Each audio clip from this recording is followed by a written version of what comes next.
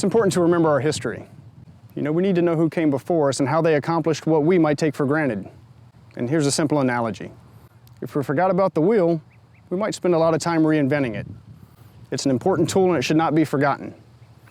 You know, many moments in history are just like that. A lesson has been learned and it should not be forgotten, or else we'll have to relearn it. That's why survivors of the Holocaust want us to remember that it happened, so we will not repeat it.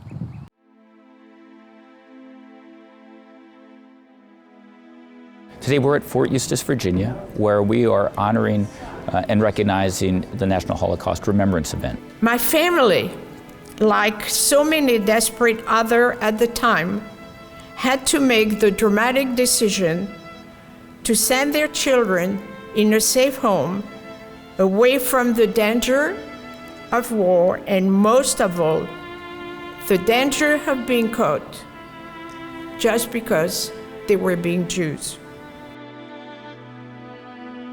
Ms. Yancey's story from start to finish connected with me because she's able to relate a personal, individual experience to a traumatic event, which really allows you to understand what 6 million deaths mean. When deaths are aggregated to a single figure, it's hard to truly grasp what occurred. So to hear her story allowed me to make a personal connection to that tragedy. My dad went to North Africa to avoid the labor camp of Germany and the extermination camp. My mom stayed with 2 of his uncles who were also in the resistance that were tortured. And they said, yes, they would take 2 little girls, which is very brave. And for that, being Jewish, and for my father disobeying, they were hunting us. They were hunting my mom, and they were hunting my sister-in-law, just out of punishment. Everything that you don't do according to their wish had to be punished. Not only you kill, but you change your life forever. So it's difficult for me. I don't have any memory of my parents before the war. What you have to remember is that most of us survivors, children survivors, would say the same thing about their parents. And it's sad because that's the image we keep, and yet it's not the real image of who they are or who they were. And for instance, I look at them, their wedding picture or their engagement picture, and I saw the smile and the happiness, and then you look at after the war, and you can see that how much they have changed.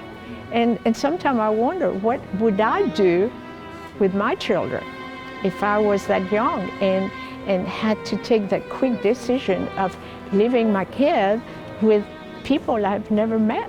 We were a very unified family, but we wouldn't talk about it. And now, it's one of the reasons why I start. I'm at the very beginning of talking about it. It is a dangerous error to think that the Holocaust was just done by Nazi criminals.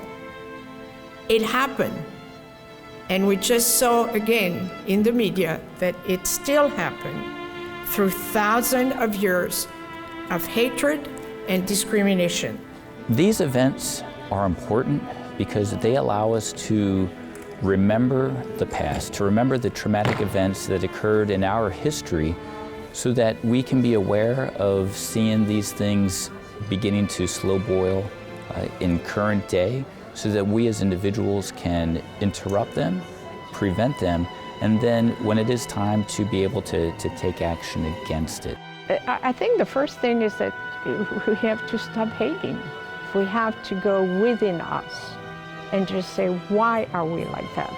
Is it really a way of life to hate? Is it really a way of life to discriminate? Is it really a way of life? Because it takes in you a strength that you could transform and use someplace else. Rather than destroy, you can build. From history keepers to police officers and other first responders, from people who clean the bay to members of our military and volunteers who provide health care.